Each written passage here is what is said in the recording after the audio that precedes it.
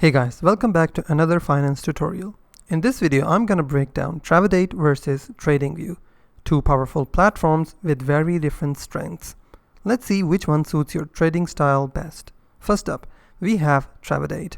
It's a dedicated future broker built for speed and performance. You will get fast execution, low margins, and tiered, transparent pricing.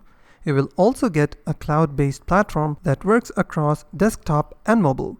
You will also get powerful features like depth of market, market replay, community trading, and advanced order types. It is regulated by NFA and CFTC with strong security including two-factor authentication. This makes Tradovate ideal for active future traders who need direct market access and fast fills. But there are trade-offs. It's not known for advanced charting. The interface can feel cluttered. There is no SIPC coverage since it's not for stocks or ETFs, and you may need a subscription for the best pricing.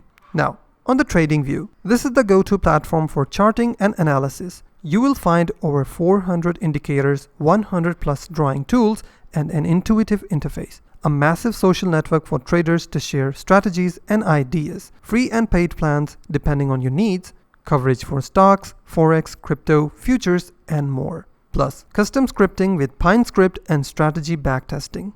It's perfect for traders who live by their charts. However, Tradingview isn't a broker, so you cannot place trades directly unless you integrate it with a broker. Also, real-time data and premium tools require a paid plan, and beginners may find it a bit overwhelming.